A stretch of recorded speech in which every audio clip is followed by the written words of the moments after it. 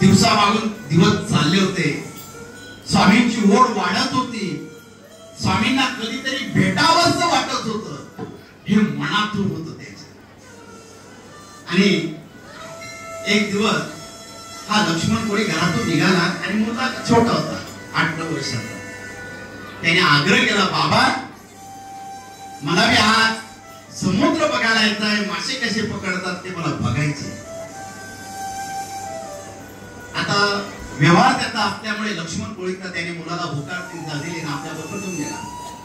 पत्नी बोलली मला बी यायचं. मग पत्नीला बरोबर घेतलं आणि पूर्ण कुटुंब होडीमध्ये आलं. आणि प्रवास सुरू झाला. त्याचे मित्र काही त्याच्यात बसलेले होते, मासे पकडणारे. सर्व बसलेले असताना समुद्रामधून होडी जाऊ लागली, मासे पकडू लागला आणि त्याला लालसा निर्माण झाली. आज मासे समुद्रात खूप आहेत. ज्यावेळी लालसा निर्माण होते ना, समजून घ्यायचं माणसाने स्वतःवर संकट ओढून घेतलेले. ती परिस्थिती या लक्ष्मणाची झाली. त्या लालसे पोटी हा समुद्राच्या मध्यभागी निघत चालला होता आणि काही क्षणामध्ये मृत्यू तांडव सुरू झालं होतं त्या समुद्रामध्ये. वादळ वारा जोरात वाहू लागलेला होता आणि समुद्राच्या लाटा ह्या उंच अशा वाहू लागल्या होत्या आणि त्यामध्ये ह्या लक्ष्मण कोळीचं झाक सापडलं. लक्ष्मण कोळी घाबरला. स्वामी आज माझ्या लालसे पोटी मी सर्वांना संकटात टाकलेले, मला क्षमा असावी स्वामी. आणि ते झाक गोल गोल फिरू लागले. त्या समुद्रामध्ये वादळ निर्माण झालं आणि वादळामध्ये हे झाक सापडलं. झाक सापडलं असताना त्या लाटांचं पाणी त्या झाजेवर येऊ लागलं. सगळे लोक त्या लक्ष्मण कोळीला दोष देऊ लागले. अरे लक्ष्मणा, तुझ्या बायका पोरांना घेऊन आला, कुटुंबासहित जाणार आणि आमचा विचार नाही केला. तुझ्या वेळे आमचे बायका पोरं रस्त्यावर येणार. अरे का लालसा निर्माण केली? अरे आमच्या बायका पोरांचं काय होणार? आणि सर्व ढसा रडत आहे, लक्ष्मणाला दोष देत आहे. लक्ष्मण सर्व ऐकतोय. सर्व ऐकत असताना लक्ष्मण म्हणतो माझा काही दोष नाही, माझ्या मनात काहीच नव्हतं, फक्त मनामध्ये माझी लालसा निर्माण झाली. आज थोडे मासे मला जास्त मिळतील लालसा निर्माण. अरे लक्ष्मणा, हे काय केलं? आज सर्व दावरे, पण आमच्या घरच्यांचं काय होणार? माझे पोरं रस्त्यावर येणार नाही, माझे मुलं वाट पाहणार. सर्वे आरडाओरड तिथे करून आले. ज्या होडीमध्ये जे माणसं आले होते त्यांच्या कुटुंबांना ही गोष्ट कळाली की समुद्रामध्ये वादळ निर्माण झालेले. सर्वे समुद्राच्या काठीवर उभे राहू लागले आणि आतुरतेने त्या जहाजाची वाट पाहू लागले. सर्वजण देवाचा धावा करताय. माझ्या नवऱ्याला वाचतो, माझ्या मुलाला वाचतो. प्रत्येकाचं एक एक माणूस त्या ज्वालामध्ये होतं. प्रत्येक जण विचार करत होता की आजचा दिवस आमच्यासाठी कसा जाणार भगवंता, हे जिवंत घरी येणार का नाही? आणि प्रत्येक जण तिचा धावा करत होता. प्रसंग वाईट होता. महाराज अक्कलकोटला बसलेले होते. महाराज बसलेले असताना महाराज एकदम स्तब्ध शांत बसलेले होते आणि महाराज एवढं बोलत होते, माझा लक्ष्मण संकटात सापडला, भोवऱ्यात सापडला, माझ्या लक्ष्मणासाठी जावं लागेल. महाराज एवढं बोलत होते. हे शब्द सर स्वामी भक्त ऐकत नाही. काय झालं काही समजत नाही. आणि इकडे वादळ वाढत होत.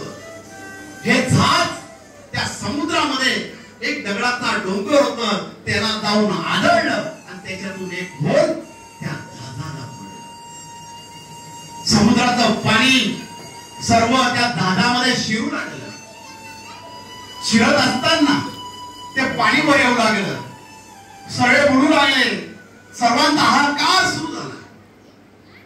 अरे लक्ष्मणा, काय केलं हे? काय केलं? आता आम्ही जाणार रे, आम्ही जाणार. लक्ष्मणा शांत झालेला होता, स्वामींची आठवण करत होता. माझ्या आई अक्कलकोटे असते, स्वामी तुम्ही कुठं हात द्या ना स्वामी, मला हा दोष लावून मरायचं नाही स्वामी, मला मरण द्या, पण माझ्यामुळे यांना मरण नको, माझ्या कुटुंबाला तो दोष नको स्वामी. एवढा धावा हा लक्ष्मण करत होता. पाणी जाण्यामध्ये शिरलं आणि त्याचाच मुलगा बुडून राहिला. लक्ष्मण पटकन त्या पाण्यामधून जातोय, आपल्या मुलाला उचलतोय, मुलाला खांद्यावर घेतोय, डोळ्यातून अश्रू वाहत आहे. त्यात सर्व आता संपलं, सर्व संपलं, आता कोणी नाही आपल्याबरोबर, आपलं सर्व संपलं, नातं संपलं, लोक संपलं, मित्र संपले, सर्व संपलं.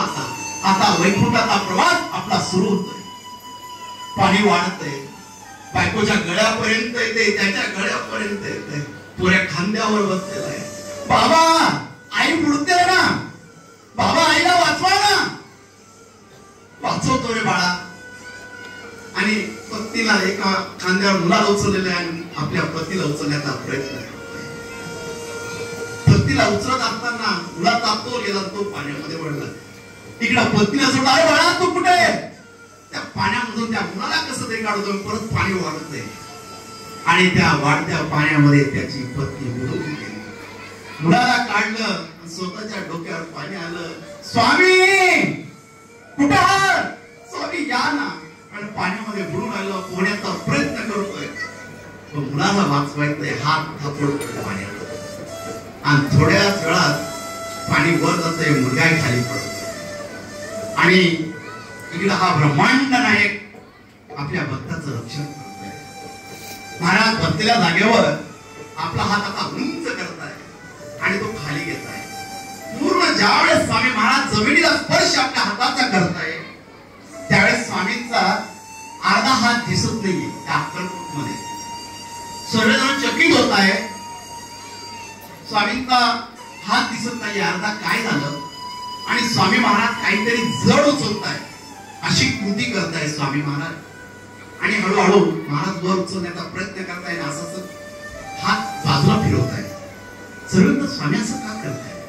प्रत्येक जण स्वामींकडे बघतोय आणि इकडं ते जहाज वर येतंय आणि काही क्षणात त्या समुद्राच्या किनाऱ्यावर ते जहाज येऊन थांबतंय. सर्व लोक चकित होत आहे, अरे हे जहाज समुद्रामधून कोणी उचलून आणते, असं होतंय, प्रसंग कसा आहे.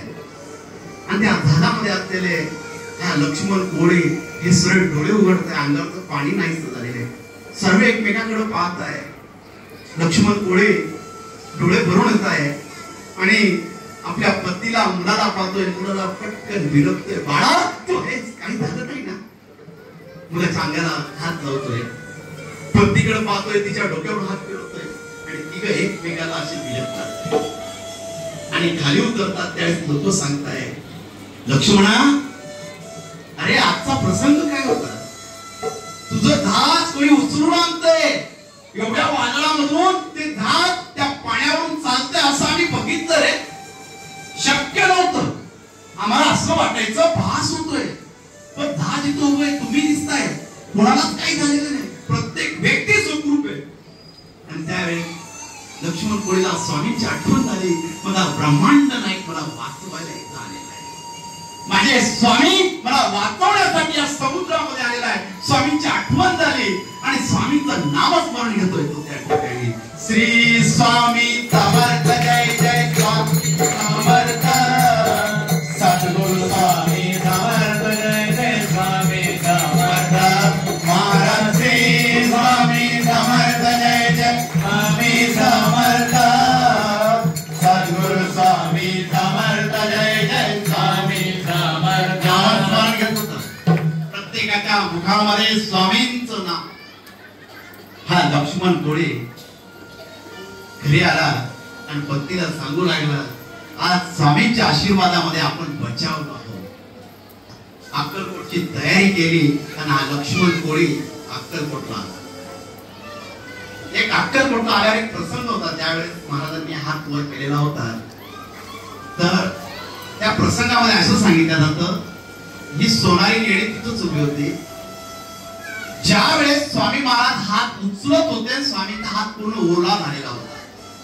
ह्या सोनारींनी स्वामींच्या हाताला हात लावला आणि ते पाणी चाखून पाहिलं. त्यावेळी सोनारी एवढं बोलली, स्वामी खारट आहे पाणी, हे शब्द त्यावेळी ती सोनारी बोललेली होती. आणि ज्यावेळी हा लक्ष्मण कोळी स्वामींच्या समोर आला, स्वामींचे चरण पकडले होते,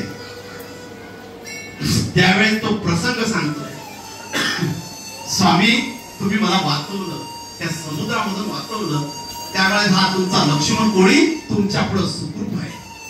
त्यावेळेस बाळप्पा महाराज, चोळप्पा महाराज सर्वजण चकित करत होते की स्वामी महाराज लक्ष्मणाला वाचवत होते म्हणून आपला हात उंचावत होते. आणि जी सोनारी बोलत होती स्वामींचा हात खारट लागतोय, त्याचा अर्थ आज समजला. त्याला म्हणतात ब्रह्मांड नाही. हा ब्रह्मांड नाही, प्रत्येक व्यक्तीची काळजी करत असतो. त्याला प्रत्येकाची काळजी, फक्त भक्ताचा भाव हा मनापासून असला पाहिजे. या लक्ष्मण कोळीचा होता, जेव्हा तो स्वामींचे चरण घट्ट पकडत होता, त्यावेळी स्वामींकडे बघत होता, रडत होते दोघे पती पत्नी, त्यांचा मुलगा. महाराज सुखरूप आलो हो तुमच्या आशीर्वादाने, आज वाचलो मी स्वामी. लक्ष्मणा आमच्या चोळ्यासारखं व्हायचंय तुला, मग तुझी काळजी करायला नको आम्हाला, म्हणून आम्ही तुझी काळजी करतो. तुला व्हायचं ना, अरे मनामध्ये निशंक मनाने अन्नदान करतो, अक्कलकोट मध्ये सर्वांचे मन तृप्त करतो. तुला वाचवलं पाहिजे. आमचा भक्त जिथं अन्नदान करतो, त्या अन्नदानामधली शक्ती तुला वाचवते. आणि जोही भक्त मनापासून ज्याचं प्रत्येकाचं मन तृप्त करतो, कुणाच्या मुखामध्ये घास भरवतो, आम्ही त्याच्या पाठीशी असतो. लक्ष्मणा काळजी करू नकोस, आम्ही तुझ्या सोबत आहोत. हे स्वामींचं वाक्य. आणि ते लक्ष्मण कोळीला सांगत होते, कारण की अन्नदानामध्ये शक्ती जेवढी मोठी, कारण की भक्ताला ते तारतात. कारण मठामध्ये अनेक वेळाचे अनुभव आहे, खूप स्वामी भक्त इथं अन्नदान करतात, त्यांच्या मनात इच्छा पूर्ण होतात. नाशिकचे कुटुंब आहे, मुलांचे लग्न होत नव्हते, त्यांनी आईचा वाढदिवस त्या मठामध्ये साजरी केला होता. कसली अपेक्षा ठेवली नव्हती, फक्त आईचा वाढदिवस त्या मठामध्ये ठेवला होता. वेदकर कंपनी म्हणून आईचा वाढदिवस ठेवला. एका वर्षात त्यांना 4 मुले, पहिल्या मुलाचं झालेलं होतं. तर आईचा वाढदिवस केल्यानंतर 2 मुलांचे लग्न एका वर्षात झाले. हा अनुभव स्वामींचा आहे. त्यांनी कसली अपेक्षा न ठेवता आणि स्वामींनी त्यांची इच्छा पूर्ण केली. ही अन्नदानाची शक्ती आहे. एवढी शक्ती आपल्याला लागते. आपल्याला अन्नदान करायला काही काही जण तीर्थयात्रा करतात, लांब लांब फिरतात, गरिबांच्या झोपड्या बघतात. इथं काहीच बघायची गरज नाही. इथं प्रत्येक समाजाचा माणूस त्या मठामध्ये येतो, गरीब असो श्रीमंत